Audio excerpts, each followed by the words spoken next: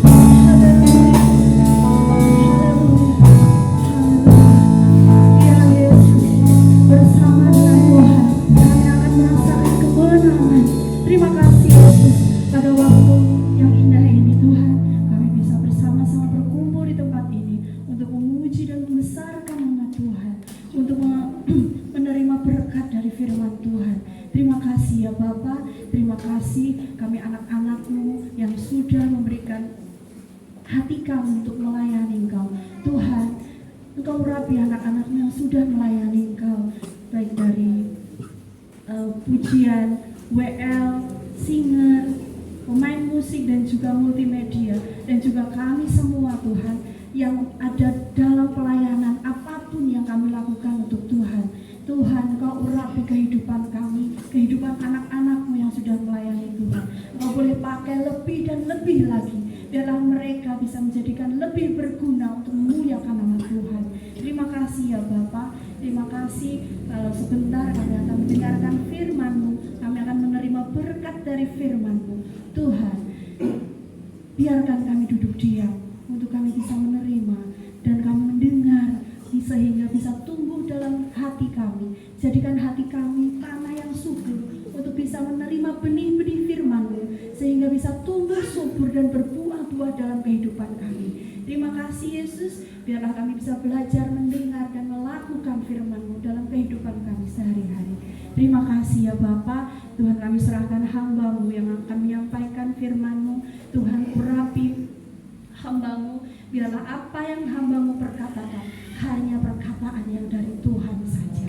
Terima kasih Yesus, kiranya apapun yang hamba-Mu katakan, hamba-Mu ucapkan, biarlah menjadi didikan, biarlah menjadi pedoman dalam hidup kami, karena hamba-Mu menyampaikan firman-Mu, berita kemenangan, berita sukacita yang daripada Tuhan. Terima kasih Yesus, kami siapkan hati kami. Kami akan duduk diam mendengar sehingga kami bisa melakukannya. Terima kasih ya Bapa. Kebaktian dari pertengahan hingga akhirnya kami serahkan dalam tangan Tuhan. Hanya di dalam nama Tuhan kami Yesus Kristus. Haleluya. Amin.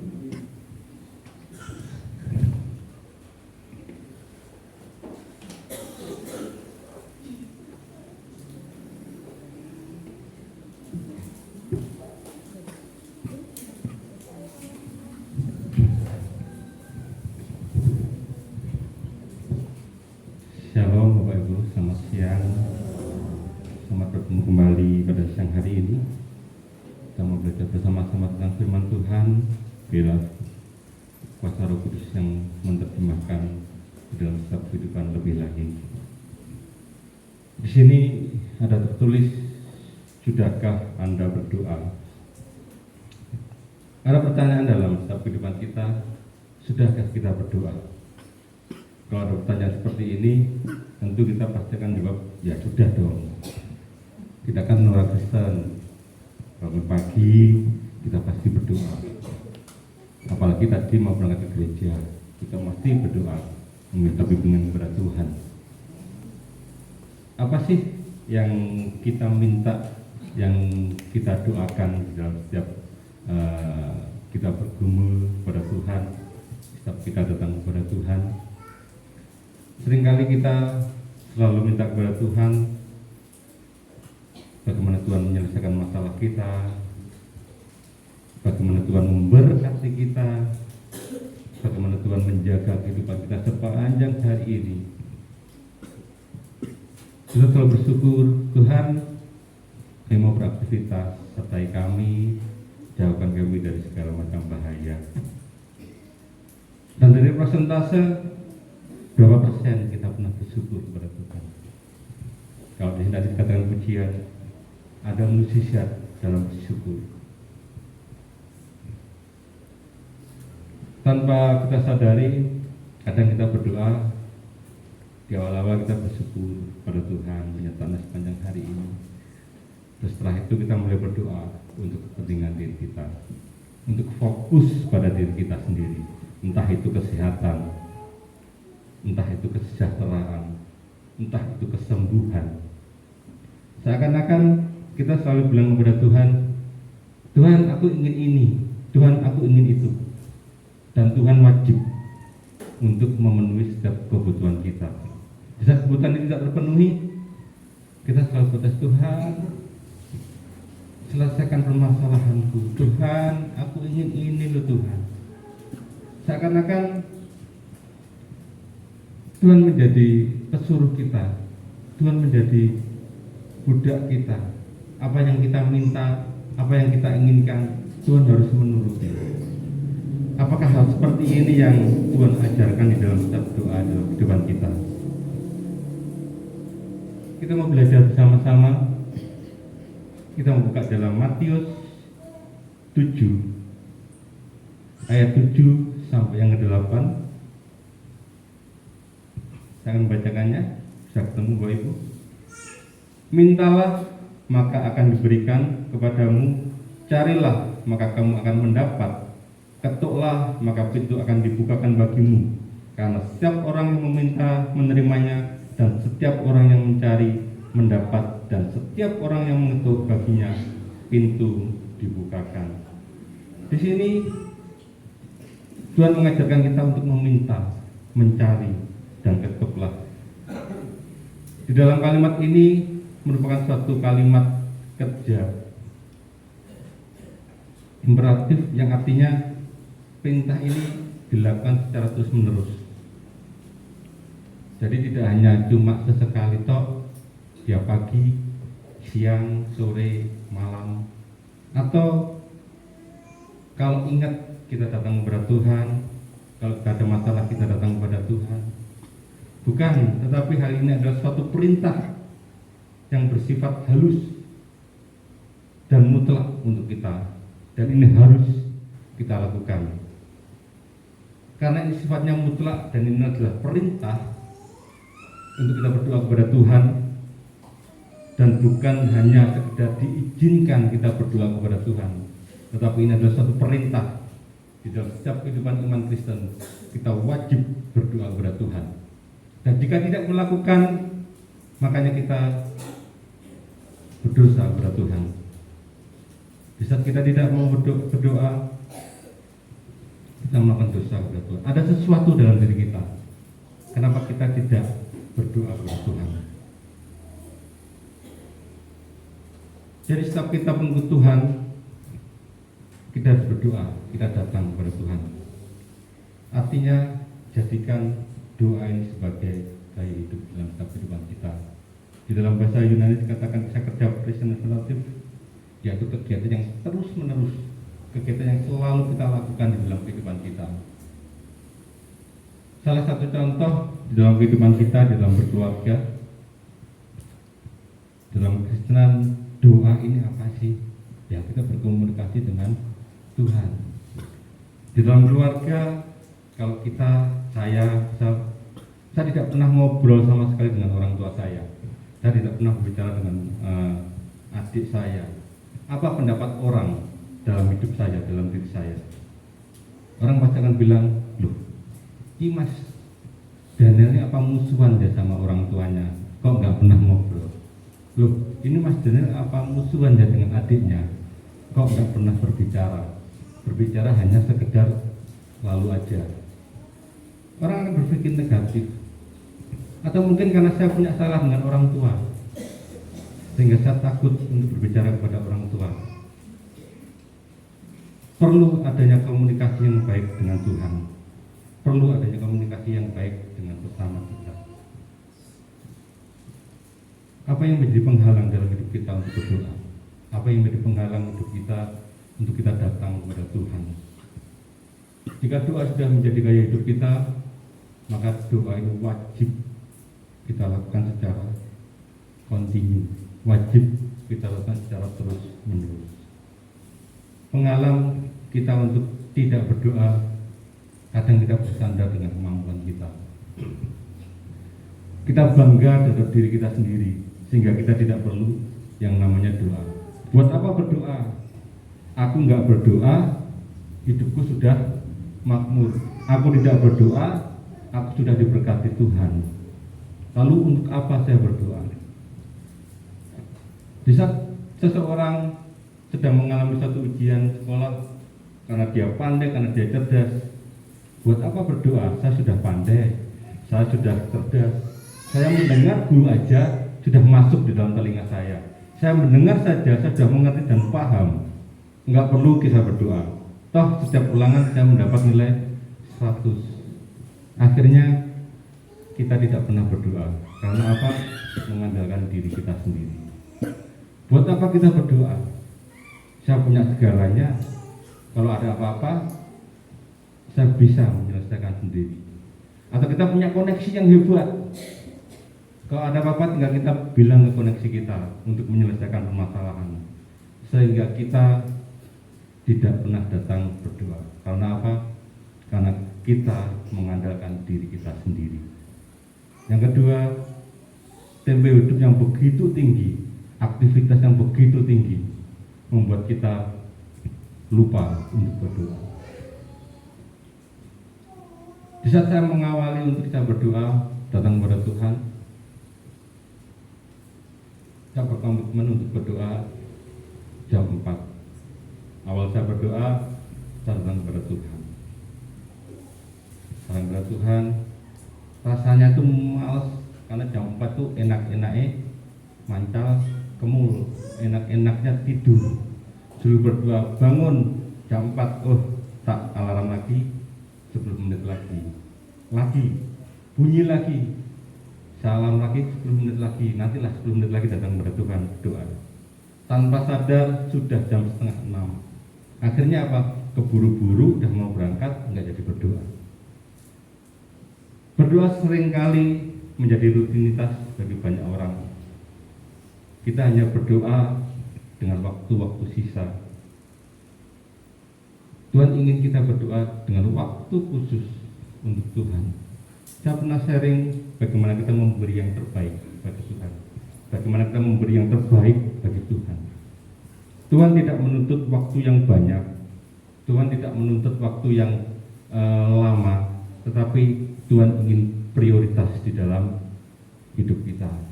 Saya pernah mengilustrasikan ada 2 orang anak. Yang satu sama-sama jual pisang goreng. Anak yang pertama dia jualan pagi sampai sore, ada sisa 5 pisang goreng, dan karena sisa 5 pisang goreng ini dia teringat pada orang tuanya dan dia memberikan 5 pisang goreng ini kepada orang tuanya. Dan anak yang kedua pagi-pagi setelah menggoreng pisang, dia menyisihkan 5 itu, dia pergi ke orang tuanya, dia memberikan dulu kepada orang tuanya 5 ini, baru dia berjualan. Menurut Bapak Ibu, mana yang memprioritaskan? Sama-sama memberi 5. Anak yang kedua lebih memprioritaskan kepada Tuhan. Anak yang kedua lebih mengutamakan Tuhan. Bagaimana hidup kita? Apakah kita punya prioritas dalam hidup kita untuk kita datang kepada Tuhan? Tidak ada yang boleh menghalangi hidup kita. Di saat kita mau datang kepada Tuhan, tidak boleh ada yang menghalangi hidup kita, entah itu rutinitas, entah itu kesibukan kita. Tidak boleh ada yang menghalangi hidup kita. Kita harus datang kepada Tuhan. Kita harus mau menyempatkan waktu kita kepada Tuhan. Kemarin saya datang ke rumah teman, dia baru ditinggal sama ibunya. Dia bercerita panjang lebar di saat hari-hari terakhir, jam-jam terakhir, si anak ini membisikkan kepada ibunya, ayo Bu, terus berdoa, Tuhan Yesus baik, Tuhan Yesus baik. Lalu ibu ini mulai berdoa, Tuhan Yesus itu baik. Lalu dia mulai bercerita bagaimana rasa sakit hatinya pada orang ini. Dia cerita bagaimana saya pernah dikhianati sama si A, bagaimana si B pernah membuat saya jatuh. Dia memiliki rasa sakit hati dalam dirinya. Ada rasa sakit, akhirnya ibu ini mengeluarkan terus rasa sakit hatinya itu. Setiap orang-orang yang diingat yang pernah menyakiti dia. Si anak ini bilang, Bu, jangan kita menunggu mereka minta maaf kepada kita, tetapi ibu harus memaafkan terlebih dahulu. Ibu harus memaafkan mereka terlebih dahulu. Minta kepada Tuhan untuk mengampuni. Ibu ini mulai bisa mengampuni. Dia mulai berdoa kepada Tuhan, Tuhan, saya mau mengampuni. Tetapi di tengah-tengah doa itu, iblis tidak suka untuk ibu ini menyebut orang ini untuk mengampuni. Anak ini terus membimbing, sebut Tuhan Yesus, Tuhan Yesus. Dia tidak bisa menyebut Tuhan Yesus. Dia hanya bisa tuk gitu aja.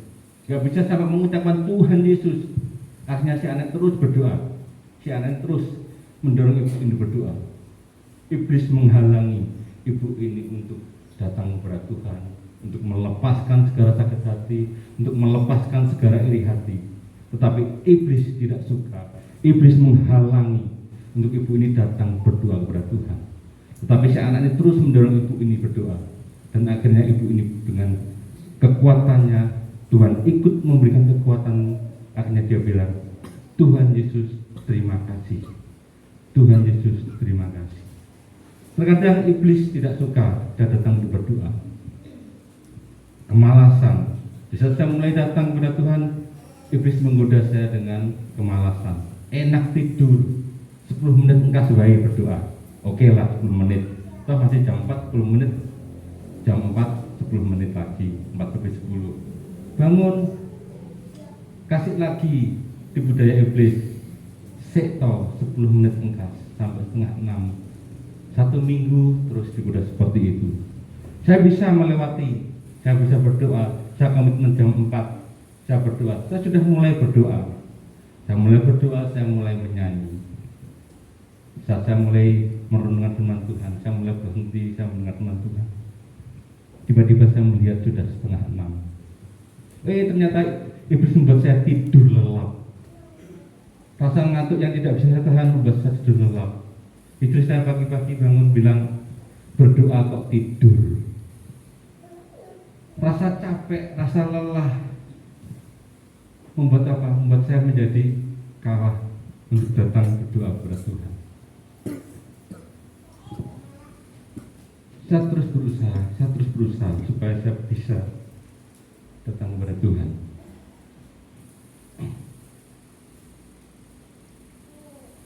Bisa minta untuk di next. Kita menyadari bahwa kita perlu yang namanya berdoa.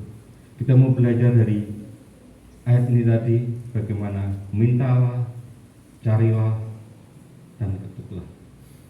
Mintalah, kata mintalah berarti aiteo, yang artinya dengan urgent, bahkan sampai menuntut. Dan aiteo ini sering digunakan untuk memohon, meminta sesuatu dengan rendah hati, dengan berlutut. Artinya apa? Kita datang kepada Tuhan, kita meminta kepada Tuhan dengan rendah hati bahwa kita ini tidak apa-apa, tidak punya apa-apa. Tuhan yang sanggup, Tuhan yang memiliki segalanya. Kita datang dengan kerendahan hatian kita. Kita menyadari bahwa Allah adalah sumber dari segala-galanya. Allah adalah sumber dari semua di dalam setiap kehidupan kita. Meminta berarti menunggu jawaban pada Allah, bahwa kita tahu benar bahwa Allah akan mendengar. Di saat anak-anak meminta kepada orang tuanya, dia tahu benar bahwa orang tuanya akan memberi. Dia tahu benar bahwa orang tuanya akan menjawab yang menjadi permintaannya. Kita membaca di dalam Yakobus 1 ayat 17. Saya minta salah satu bisa membacakannya. Yakobus 1 ayat 17.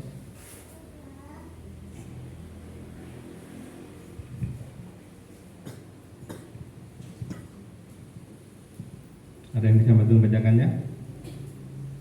Yakobus pasal 1 ayat 17. Setiap pemberian yang baik dan setiap anugerah yang sempurna datangnya dari atas, diturunkan dari Bapa segala terang. Padanya tidak ada perubahan atau bayangan karena pertukaran. Di sini dikatakan setiap pemberian yang baik dan setiap anugerah yang sempurna datangnya dari atas, yaitu dari Allah Bapa. Allah mengerti setiap kebutuhan kita. Allah mengerti setiap apa yang kita perlukan. Di dalam Matius 6 ayat 8 dikatakan, jadi janganlah kamu seperti mereka, karena Bapamu mengetahui apa yang kamu perlukan sebelum kamu meminta kepadanya. Ada pertanyaan, loh Tuhan kan sudah mengerti permintaan kita. Loh Tuhan kan sudah tahu apa yang kita butuhkan. Loh Tuhan kan sudah tahu kita perlu apa. Kalau Tuhan sudah tahu, ngapain kita harus berdoa? Kenapa kita harus datang kepada Tuhan untuk berdoa? Toh Tuhan sudah tahu. Toh Tuhan sudah mengerti yang menjadi kebutuhan kita. Tuhan ingin menjaga relasi dalam setiap kehidupan kita. Orang tua kita mengerti apa yang menjadi kebutuhan anak. Orang tua kita mengerti apa yang menjadi keperluan anak. Saat anak sekolah, anak perlu yang namanya buku, perlu yang namanya sepatu, perlu yang namanya bayar sekolah. Tetapi apakah di saat orang tua kita mengerti, kita nggak perlu ngomong-ngomong dengan orang tua kita, kita nggak perlu bicara dengan orang tua kita? Ya tentunya kita perlu untuk berbicara, untuk membangun relasi kita dengan orang tua kita, membangun kedekatan kita dengan orang tua kita. Ada salah satu ilustrasi, ada seorang anak kecil di dalam rumah. Pada waktu itu kondisinya cuaca buruk, petir begitu menggelegar, hujan begitu lebat, dan anak kecil ini mulai ketakutan. Anak kecil ini mulai menangis. Hujan terus begitu keras, petir terus begitu menyambar, dan akhirnya anak ini mulai bergeser kepada ibunya, kepada orang tuanya. Dia bergeser sedikit demi sedikit, sedikit demi sedikit. Akhirnya dia datang kepada orang tua, dan orang tuanya memeluknya. Anak ini lambat laun, dia mulai berhenti menangis. Dia mulai merasakan kehangatan orang tua. Dia mulai merasakan kasih sayang orang tua. Akhirnya anak ini tertidur dengan pulas. Tetapi badai yang di luar, cuaca buruk yang di luar itu masih ada. Tetapi anak ini memiliki suatu ketenangan dalam hidupnya. Karena apa? Orang tuanya memeluk dia. Bagaimana dengan kehidupan kita? Di saat kita datang kepada Tuhan, jika kita berdoa kepada Tuhan, ada nggak sih rasa kita merasa nyaman, merasa damai? Ada begitu banyak orang datang kepada Tuhan berdoa di gereja. Dia bersorak-sorak, dia memuji dengan lantang, dia berdoa dengan begitu kerasnya, bahkan dia berbahasa roh. Tetapi hati ini tetap hampa, hati ini tetap kosong, tidak pernah menerima yang namanya damai sejahtera itu. Beberapa hari, 1 minggu ini kami ada 2 sepekan. Di hari pertama kami datang, kami juga merasakan begitu besar urapan Allah dalam satu peristiwa ini. Di hari kedua, istri saya datang, begitu berat untuk menerima kasih. Kita bisa merasakan, kita minta kepada Tuhan. Kita tidak hanya datang doa, tetapi kita tidak merasakan apa-apa. Kita tidak merasakan kasih Allah itu sendiri. Kita berdoa, kita datang kepada Tuhan, kita beribadah di sini. Kita pulang tidak merasakan apa-apa. Itu adalah suatu kesalahan fatal dalam hidup kita. Itu satu kesalahan fatal dalam hidup kita. Kita sudah berbicara kepada Tuhan, kita sudah datang kepada Tuhan, tetapi kita tidak merasakan apa-apa. Kita harus minta kepada Tuhan, kita membangun relasi kepada Tuhan, sehingga ada hubungan yang harmonis antara Bapa dengan anak, antara Allah dengan kita. Kita mencari kehendak Tuhan. Yang kedua, carilah. Mencari adalah meminta dan bertindak. Mencari adalah suatu upaya aktif. Ada perubahan, ada fokus yang kita cari. Di saat kita mencari sesuatu, kita akan terfokus mencari benda ini, tidak terhalang dengan yang lain. Begitu kita dalam hal berdoa. Di saat kita datang kepada Tuhan, kita mau fokus kepada Tuhan, menginginkan keinginan untuk sesuatu nilai yang tinggi. Di saat kita kehilangan uang koin 100 rupiah atau 500 rupiah hilang, kita nggak akan mencari. Ya udahlah, hilang. Tetapi di saat kita kehilangan yang namanya gelang emas yang bernilai tinggi, maka kita akan terus mencari sampai ketemu. Fokus kita apa? Mencari gelang emas itu. Demikian juga dalam kehidupan kita. Di saat kita mencari kehendak Allah, kita mencari yang bernilai tinggi, mencari yang bernilai kekekalan, mencari yang bernilai yang kualitasnya bagus. Kita mencari kerajaan Allah terlebih dahulu, dan Tuhan akan menambahkan segalanya. Kita aktif, tidak hanya cukup berdoa, kita tidak hanya untuk berdiam, tetapi kita aktif datang kepada Tuhan. Kita aktif mendengar apa yang Tuhan ingin, mencari apa yang dari kehendak Tuhan. Inilah yang dinamakan mencari di dalam kehidupan kita. Ketoklah.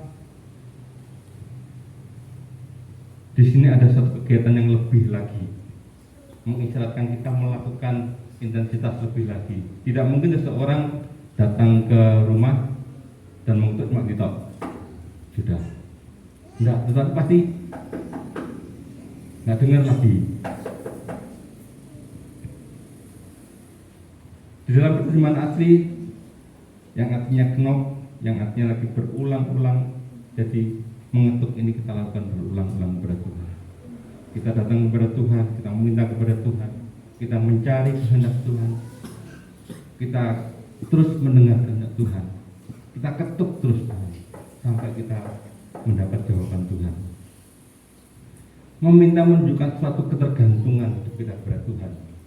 Kita tergantung penuh kepada Tuhan, mencari menunjukkan bahwa kita rindu datang kepada Tuhan, kita rindu mencari Tuhan, kita rindu apa yang Tuhan bicarakan dalam setiap kehidupan kita, untuk menunjukkan suatu ketekunan untuk kita menghampiri Tuhan.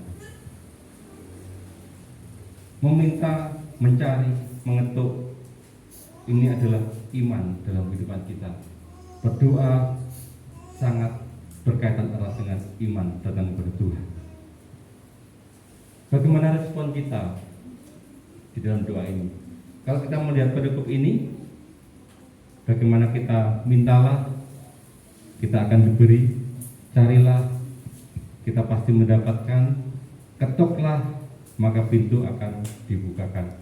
Banyak orang membaca perikop ini berhenti sampai ayat ini, bahwa sesuatu yang kita doakan, sesuatu yang kita pergumulkan, bisa kita meminta kepada Tuhan, kita berusaha mencari apa yang menjadi kehendak Tuhan, dan kita mulai terus minta kepada Tuhan, maka Tuhan pasti akan menjawab doa kita. Maka Tuhan pasti akan mengabulkan doa kita. Kita perlu hati-hati di dalam menanggapi setiap ayat di sini. Kalau kita berpatuk pada ini, kita akan bilang Tuhan pasti memberi. Tapi saat kita sudah mulai berdoa, kita sudah mulai datang kepada Tuhan, jawaban itu tidak datang-datang. Bahwa kita merasa Tuhan tidak menjawab doa kita. Kita mulai lemah, kita mulai ragu. Benar tidak doa saya dijawab sama Tuhan? Karena kita berpatokan pada ayat ini. Loh, katanya ayat ini kita pasti mendapat. Katanya kalau kita meminta, Tuhan pasti memberi. Katanya kalau kita mencari, kita pasti mendapatkan. Kalau kita berusaha, kita pintu dibukakan bagi kita. Mari kita terus di ayat selanjutnya. Apa yang diinginkan Tuhan dalam kehidupan kita? Di dalam Matius 7 ayat 9 sampai 11, demikian firman Tuhan. Adakah seorang daripadamu yang memberi batu kepada anaknya jika ia meminta roti, atau memberi ular jika ia meminta ikan? Jadi jika kamu yang jahat tahu memberi pemberian yang baik kepada anak-anakmu, apalagi Bapamu yang di surga, ia akan memberikan yang baik kepada mereka yang meminta kepadanya. Perikop ini menggambarkan antara manusia yang jahat dan Allah Bapa di surga. Kita sebagai manusia orang yang berdosa, kita sebagai manusia orang yang sudah dilumuri dengan dosa. Di sini katakan kita sebagai orang yang jahat, tetapi kita mengerti bagaimana kita memberi yang terbaik bagi anak kita. Demikian juga Bapa yang lebih jauh, Dia akan lebih memberi yang terbaik dalam setiap kehidupan kita. Allah akan memberi yang terbaik dalam setiap kehidupan kita. Di sini dikatakan ada roti, ada ikan. Dalam perikop ini, umat Galilea, roti dan ikan ini adalah suatu makanan pokok, kebutuhan pokok dalam kehidupannya. Adakah seorang daripadamu yang memberi batu kepada anaknya jika ia meminta roti? Adakah memberi ular jika ia meminta ikan? Jadi apa yang digambarkan di sini? Allah akan memberikan kebutuhan pokok dalam kehidupan kita, kebutuhan yang sangat urgent dalam kehidupan kita. Apa yang menjadi kebutuhan kita, bukan apa yang menjadi keinginan kita. Dalam ayat 11 katakan, jadi jika kamu yang jahat tahu memberi yang baik kepada anak-anakmu, apalagi Bapamu yang di surga, Ia akan memberikan yang baik kepadanya. Ayat 12 dikatakan jelas yang baik dari sudut pandang Allah. Apa yang menjadi kebutuhan kita, apa yang menjadi yang urgent dalam setiap kehidupan kita, itu yang akan diberikan Allah kepada hidup kita. Bukan yang baik dari sudut pandang manusia. Saya pernah waktu saya masih tinggal di Tulungagung, saya punya teman, dia bercerita kepada saya, wah, anakku satu minggu ini dia pergi keluar dari rumah. Duh, kemana? Dia pergi ke rumah neneknya, dia tidak mau pulang. Permasalahannya apa kok tidak mau pulang? Dia minta sepeda motor, waktu itu dia minta Vision, tapi karena dia masih SMP kelas 2, maka si bapak tidak memberikan. Orang tuanya mampu, kalau cuma beli Vision aja bisa, tapi orang tua ini kekeh tidak mau memberikan. Karena apa? Anaknya masih kelas 2 SMP. 1 minggu tidak pulang-pulang, si ibu mulai mendorong ayahnya, ayolah belikan supaya anaknya mau pulang, belikan Vision, toh kita bisa dan kita mampu untuk membelikan. Si bapak tetap kekeh, anaknya masih 2 SMP, emosinya masih belum stabil, dan ibu ini terus membujuk bapak ini. Terus akhirnya 3 hari atau 4 hari berikutnya, waktu kita ketemu di kerjaan, dia cerita, anak saya sudah pulang. Wah, ya syukur no. Tadi pagi tak jemput, dia tak ajak ke dealer untuk milih sepeda motor yang diinginkan. Akhirnya bapak ini menuruti anak ini, belikan Vision ini. 3 hari berikutnya Vision ini datang, masih belum ada platnya karena baru dari dealer. Si anak ini senang, suka cita, dia bawa keliling-keliling kota. Besoknya sekolah, dia bawa ke sekolah. Sampai sore anaknya belum pulang. Tiba-tiba sore hari ada telepon dari polisi bahwa anaknya mengalami suatu kecelakaan dan meninggal dunia. Begitu menyesalnya si ibu ini. Karena apa? Memberi yang tidak pas buat anaknya. Karena apa? Anak SMP masih emosinya tinggi, disalip titik balas nyalip, disalip titik balas nyalip. Akhirnya apa? Adrenalinnya yang keluar, dia mulai kebut-kebutan, akhirnya mengalami satu kecelakaan. Dan ini pemberian yang salah dan mengakibatkan kesalahan dalam pemberian ini. Begitu juga dengan Allah. Allah tidak mau terjadi suatu kecelakaan dalam kehidupan kita. Allah selalu memberi yang terbaik dalam kehidupan kita. Terkadang kita terus memberi, terkadang kita terus meminta kepada Tuhan. Kita meminta ngoyo kepada Tuhan. Cara apapun kita minta kepada Tuhan. Kalau kita tadi melihat di dalam Yakobus tadi, setiap pemberian yang baik, setiap anugerah yang sempurna datangnya dari atas, diturunkan dari Bapa segala terang, padanya tidak ada perubahan atau bayangan karena pertukaran. Kita mau lihat ayat sebelumnya dalam Yakobus ini. Saudara-saudara, ayat yang 16, saudara-saudara yang kukasihi, janganlah sesat. Yakobus ingin menggambarkan, kita mendesak Tuhan, Tuhan aku ingin ini loh. Akhirnya apa? Kita pakai cara apapun untuk meminta kepada Tuhan. Akhirnya kita memakai cara lain. Dan Tuhan tidak pernah memberikan suatu kecelakaan. Kita mendapatkannya, kita bilang, loh ini lo sudah dapat. Dan ternyata apa yang kita dapat ini membuat kita celaka. Apa yang kita dapat ini ternyata membuat kita jatuh di dalam dosa lebih lagi. Lalu kita mulai menyalahkan Tuhan. Tuhan tidak pernah memberi yang jelek dalam kehidupan kita. Tuhan tidak pernah memberi yang jahat dalam kehidupan kita. Tuhan selalu memberi yang terbaik di dalam setiap kehidupan kita. Baik menurut pandangan Allah. Untuk mengetahui apa yang baik, apa yang benar, kita perlu peka, kita perlu belajar yang namanya firman Tuhan. Karena di dalam firman Tuhan kita akan mengerti mana yang baik, mana yang benar. Di dalam firman Tuhan kita akan mengerti mana yang diizinkan Tuhan dalam kehidupan kita. Kita peka terhadap Tuhan, kita mengerti kehendak Tuhan. dalam setiap kehidupan kita. Kita mau belajar kepada Tuhan. Saya mau belajar mengerti kehendak Tuhan dalam kehidupan saya. Terkadang saya memaksakan apa yang menjadi keinginan saya. Terkadang saya memaksakan apa yang menjadi kerinduan saya. Saya dulu pernah bercita-cita menjadi seorang di bidang ilmu kesehatan. Saya mulai mendaftarkan diri di UNER. Pada waktu itu sarjana kesehatan masyarakat satu-satunya hanya di UNER, dan saya tidak terima di situ. Saya diterima di elektro. Saya tidak suka elektro. Lalu saya pindah lagi ke Jember. Saya daftar untuk kedua kalinya di kedokteran gigi sama di mesin. Saya tidak terima lagi di kedokteran gigi. Saya terimanya di mesin. Saya protes kepada Tuhan. Kenapa Tuhan?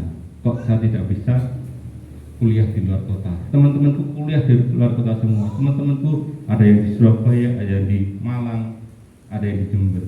Bahkan saya minta yang Jember, yang kota kecil aja loh. Tuhan gak izinkan saya ke sana. Teman-teman saya di sana banyak.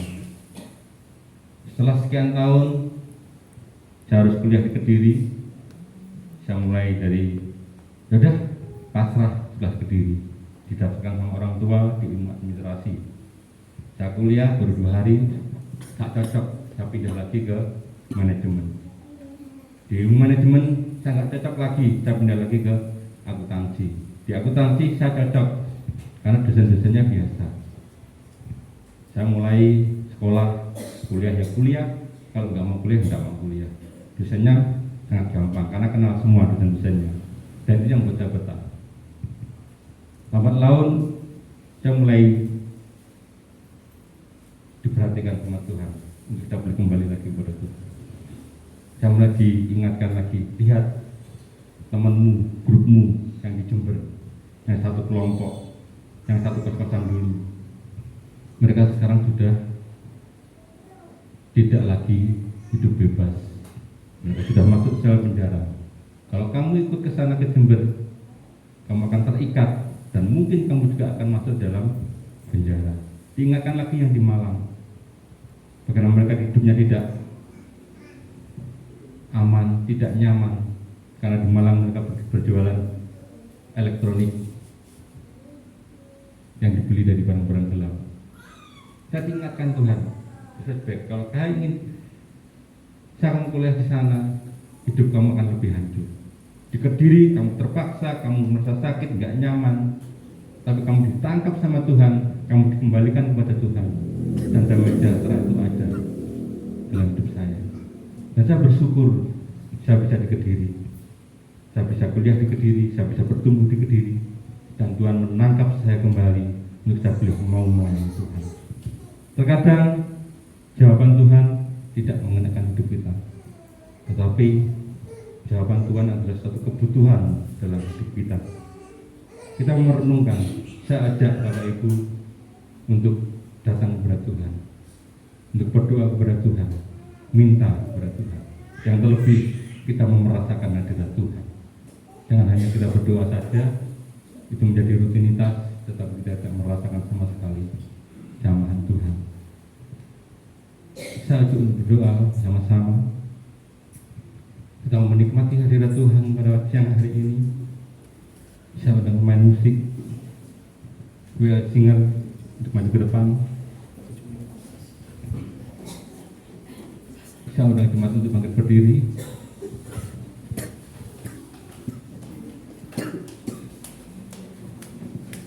Kita tahu bahwa Allah sanggup menolong dalam setiap kehidupan kita.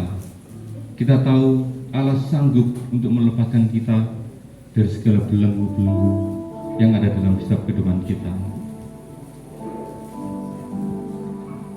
Kita mau mengimani itu. Berdoa sangat erat dengan iman dalam setiap kehidupan kita. Firman Tuhan yang menguatkan kita sehingga kita mengerti mana yang baik, mana yang benar. Tuhan yang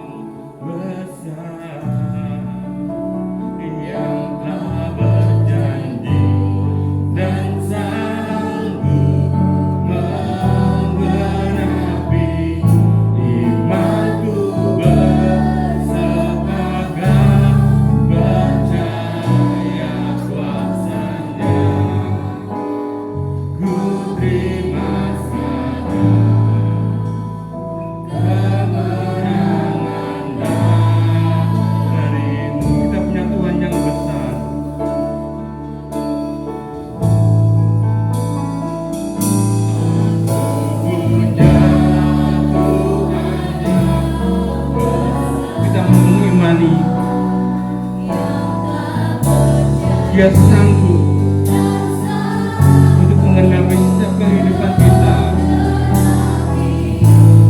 Kita bersepakat dengan iman kita. Kita percaya penuh pada Tuhan.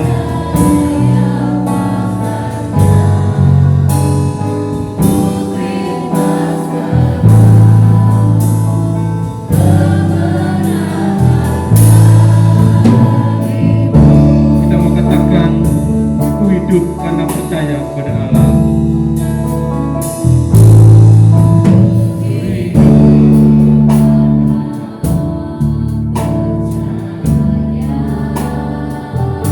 Dialah yang berjanji setia.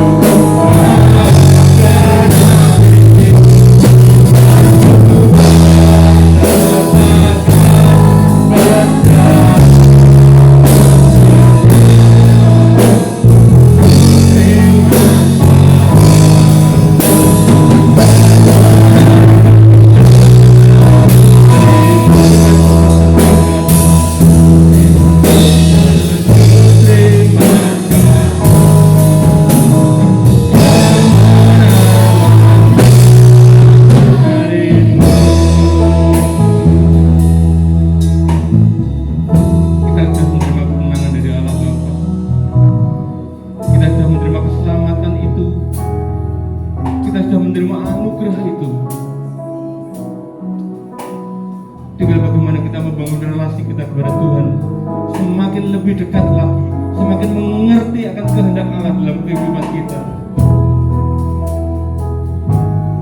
Biar dalam doa kita semakin mengenal Tuhan.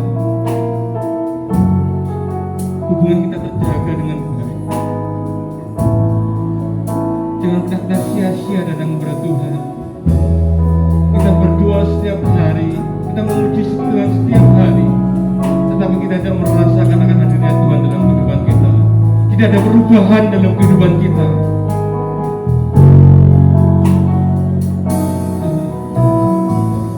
Jangan ini menjadi rutinitas, tapi bila ini menjadi satu kebutuhan dalam kehidupan kita.